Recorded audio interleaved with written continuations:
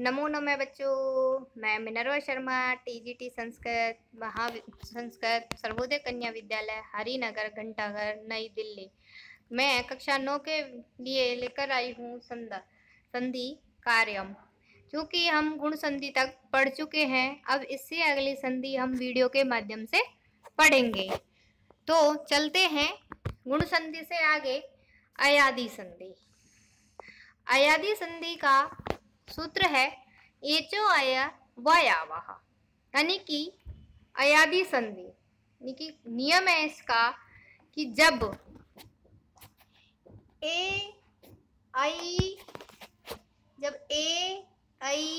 ओ तथा औ के बाद कोई स्वर आए तो ए को तो क्या होता है अयादेश, आई को आय, ओ को अव और औ को आव आदेश होता है। जैसे यानी कि ए आई और औ के बाद, जैसे ए आई ओ और औ,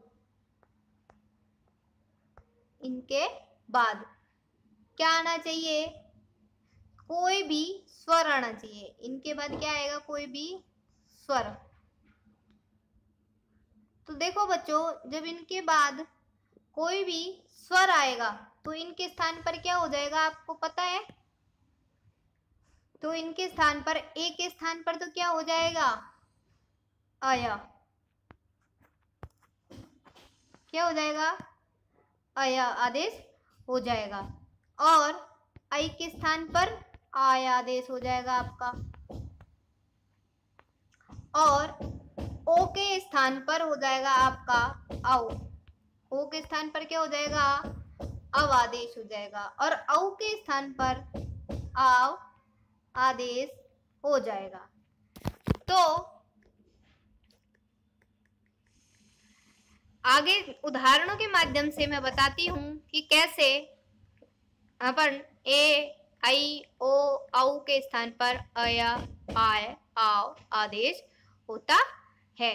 जैसे उदाहरण है यहाँ पर ने धन अनम, ने धन अनम, यानी कि ने में क्या है न, ने धन अनम में क्या है ये न, ने में से ए, ने धनम ये ए है, धन हो गया और अनम हो गया। अनम इसके पीछे क्या आ रहा है, स्वर आ रहा है।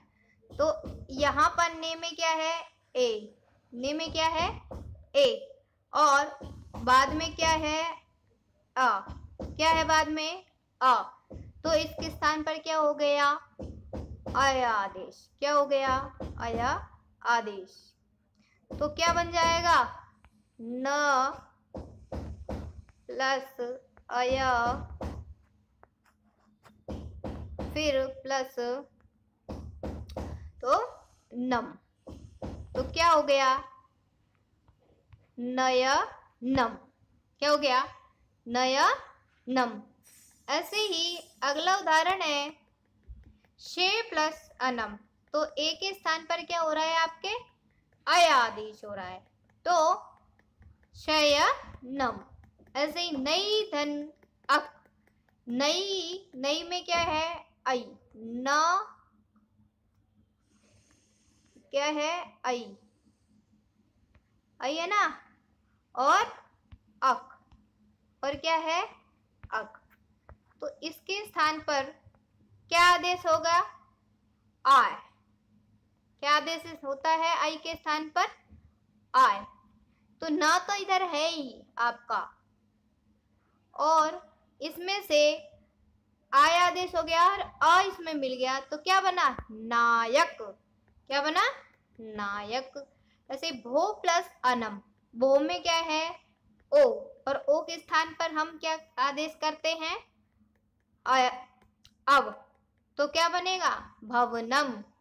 ऐसे ही भानो प्लस ए, भानो प्लस ए, तो भानो में क्या है ओ, भानो में क्या है नो में ओ, तो ओ के स्थान पर क्या आदेश करते हैं? आओ, तो क्या बनेगा? भानवे प्लस पौ प्लस अक, तो क्या बना लेंगे बच्चों? पावकः। नौ प्लस इक, तो क्या बनेगा? नाविकः।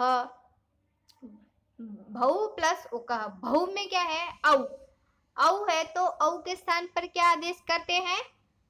आओ, औ के स्थान पर क्या आदेश करते हैं? आओ, तो क्या बनेगा? भावुकः।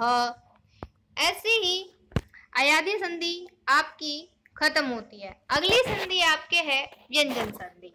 व्यंजन संधि में आपके दो ही संधि चलती हैं, जसत्व और अनुस्वार संधि। तो जसत्व संधि का नियम क्या है? तो जसत्व संधि का नियम क्या है? यदि पद के अंत में बच्चों वर्ग का कौन कौन सा वर्ण होना चाहिए? प्रथम भी होना चाहिए, द्वितीय भी, तृतीय और चतुर्थ वर्ण आए। यानी कि पद के अंत में वर्ग का प्रथम, द्वितीय और तृतीय और चतुर्थ वर्ण आए, और उसके बाद यानी तथा उसके बाद क्या हो? कोई भी क्या हो? स्वर और व्यंजन, स्वर हो या व्यंजन हो, तो क्या आदेश होता उसके स्थान पर? प्रथम, द्वितीय और तृतीय वर्ण और चतुर्थ के स्थान पर उसी वर्ग का, जो वर्ग का वर्ण आ रहा है उसी वर्ग का तीसरा वर्ण हो जाएगा, यानी तृतीय वर्ण हो जाएगा। जैसे वर्ग क वर्ग ह, क वर्ग में क्या क्या आते हैं? क, ख, ग, ग, ग। च वर्ग में क्या आता है?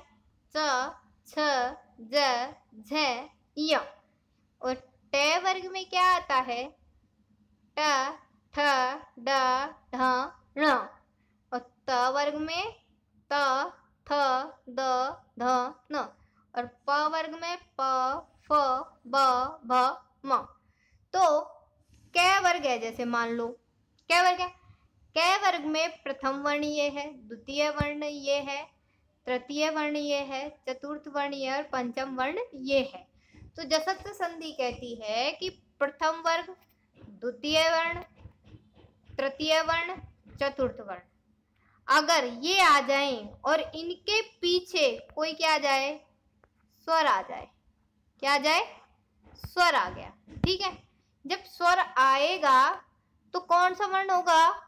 उसी वर्ग का, यानी कि क वर्ग का वर्ण है तो उसी यानी क वर्ग का, तो क्या आ जाएगा? तृतीय वर्ण। तृतीय वर्ण मतलब ग। तो जैसे च वर्ग है, च वर्ग का मान लो च वर्ग का कोई सा भी वर्ण आ जाए, च, छ, ज, झ, ठीक है, तो उसी वर्ग का मतलब च वर्ग का कौन सा वर्ण होगा? तृतीय। तो तृतीय वर्ण इसमें क्या है बच्चों? देखो ज, क्या है? ज। तो क्या आदेश हो जाएगा उस स्थान पर? ज। ऐसे ही ट वर्ग का कोई सा भी वर्ण आ जाए और पीछे कोई भी क्या आ जाए? स्वर या व्यंजन, तो उसी यानी ट वर्ग का तृतीय वर्ण हो जाए, तो कौन सा हो जाएगा? ट, ठ और ड। ठीक है, ऐसे ही त वर्ग है तो त वर्ग में त, थ, द, ध, ये चार वर्ण आ जाए या चारों वर्णों में से कोई सा भी वर्ण आ जाए और बाद में स्वर आ जाएगा, तो कौन सा वर्ण होगा? तृतीय वर्ण। तृतीय वर्ण कौन सा है? द। ऐसे ही प वर्ग का कोई सा भी वर्ण आ जाए है और उसके बाद स्वर या व्यंजन कोई सा भी आ जाए है तो कौन सा वर्ण होगा? तृतीय वर्ण होगा। तो तृतीय वर्ण क्या है? बा। यही जसत्व संधि का नियम है। तो इसको आगे उदाहरण से समझते हैं। जैसे वाक प्लस ईशः, वाक प्लस ईशः, तो वाक में जो क वर्ण है, क वर्ण है और बाद में क्या है? स्वर है ई। जब दोनों को मिलाएंगे तो क का स्थान पर क्या होगा? तीसरा वर्ण क वर्ग का क्या है? ग। तीसरा वर्ण ग है, तो क्या बनेगा? वाक, क के स्थान पर ग और ई मिलाएंगे तो वागीशः। ऐसे ही त जगत प्लस ईशः, तो जगत में त और ई, तो त के स्थान पर तीसरा वर्ण क्या होगा, ऐसे ही द हो जाएगा। ठीक है, ऐसे ही बच्चों शुप प्लस अंतः, तो शुप में क्या है, पकार है प्रथम वर्ण, और इसके स्थान पर तृतीय वर्ण जो होगा वो होगा ब, तो शुभ ब, और इसमें अ मिल जाएगा तो क्या बन जाएगा, सुबंतः।